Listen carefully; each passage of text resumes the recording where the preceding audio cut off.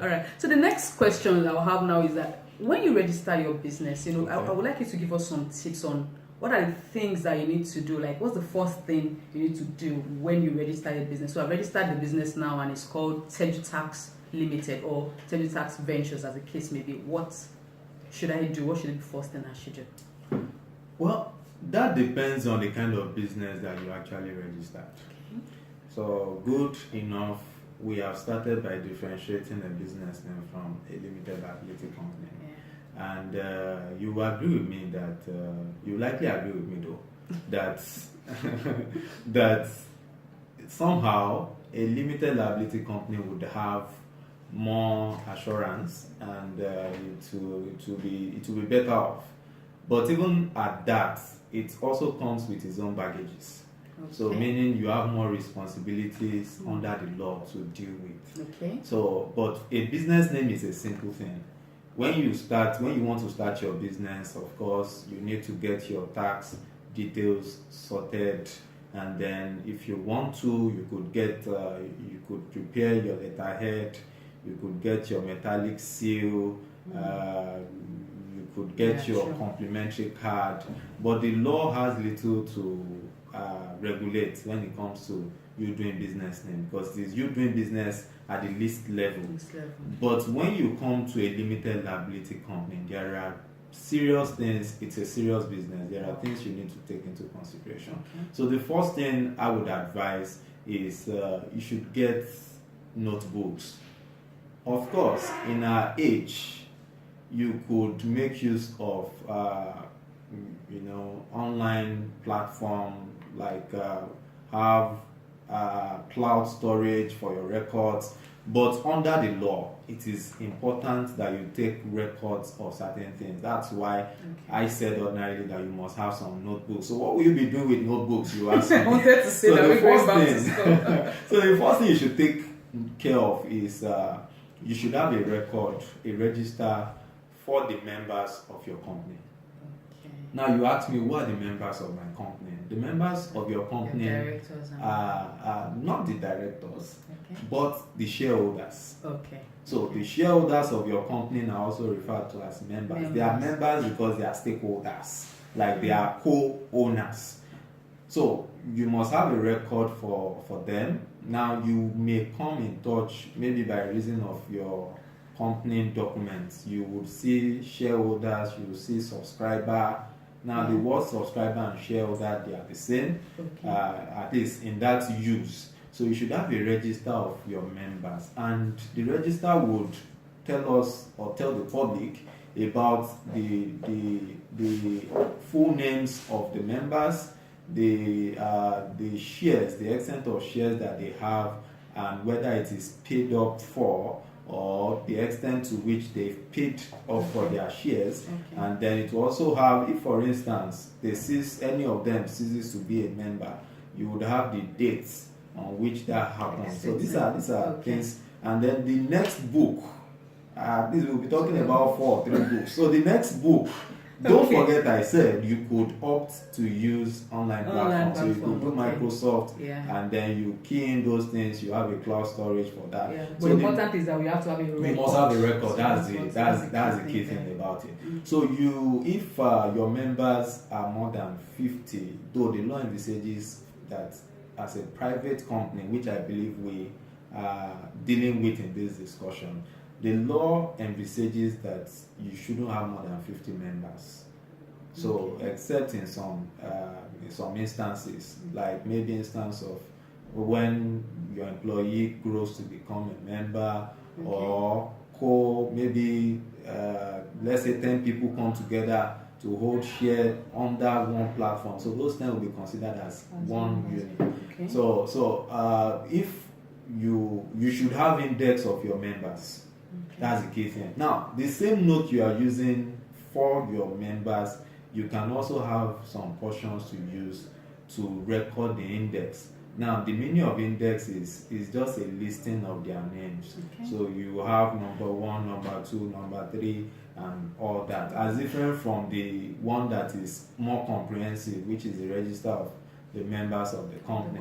Then, other than that, you should have a note for recording the minutes of meetings of your company. Okay.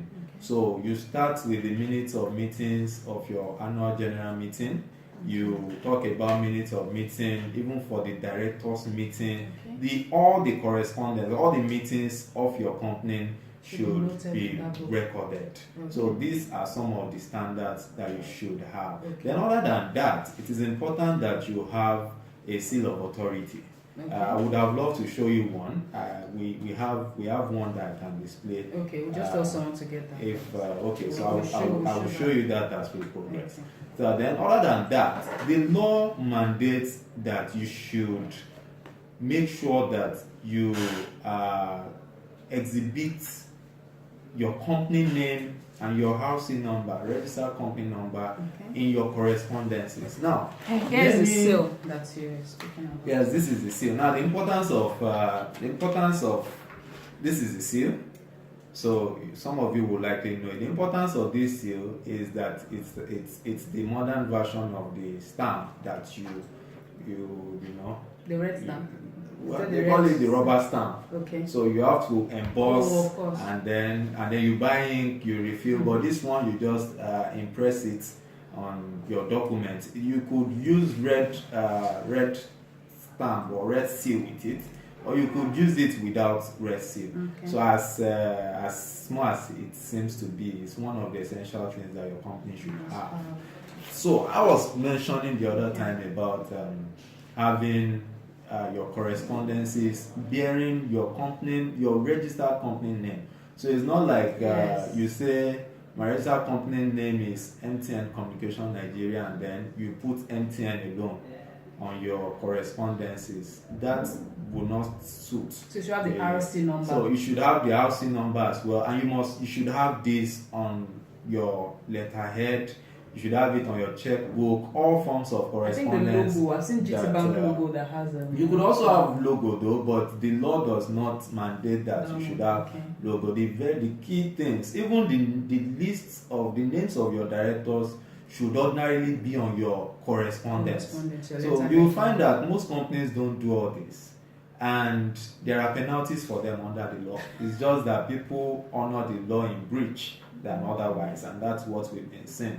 So these are some of the very important things that you should take note of. And then the final thing is when you have all these things in place, it's also important that you process your tax details. Now I've been mentioning tax because not just because it is the right thing to do legally, but also because you find that this government of ours, they are going to be taking this seriously. Yeah, true. So if your company is just starting and you are listening to this, it's of high importance to you, and I believe that right from the it's coming at a key moment for you, and I hope that you can take into that and then do the needful. So I believe that those points are sufficient for you to start out. Okay. So from when you were talking, I had some questions just pop in my mind. Okay. You said if you are a private company, you shouldn't be more than 50 members, ideally. So I'm thinking, what if you are a cooperative or like an investment club or something? Like, how is there a limit to how many people can join a cooperative society? That I'm not talking about cooperative thrift and credit that you do.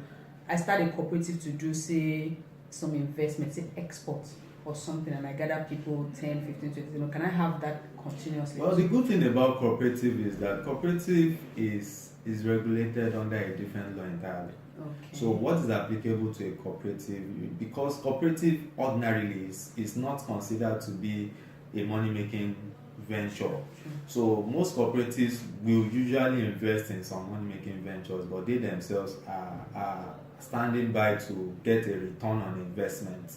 So that's what most cooperatives do. But cooperatives are regulated by state laws. And the good thing about them, even though the Companies and Allied Matters Act, which is the law that regulates businesses generally, even though it envisages that, it takes note of them, and the fact that when it comes to numbers, they are allowed to have more. Even for business name, cooperatives can have more than 20 people, which is a benchmark of registration for business. So you're saying a cooperative could be registered as a business name?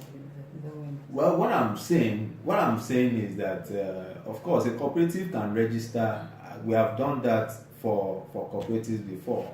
They registered as a business name, and the only thing is that they were no more than 20. But what I'm saying is that ordinarily, under the law, except for professionals like lawyers, accountants, if you are registering a business name, you should not be more than 20 ordinarily. 20 is a large number, really. For you to register a business name, I don't 20 know. is already a country for business. It's a large number. Okay, that's nice. Then one other thing, I don't know if it even fits into our discussion, but I'm just trying to see that can you talk about the differences now between okay, now let me rephrase. If you want to have like an investment club, okay, does it have to be now a limited or the business name? Now, the sole purpose of having that organization is people bring together their money. So it's kind of sort of a cooperative, but it's solely for investment. Definitely it's going to be for profit. So how would that be structured? Well, you must identify what is best for what you intend to do. That's the first key thing, because if for instance you start an investment club, and let's assume that you register as a company, every limited liability company must have the objects for which they are registered.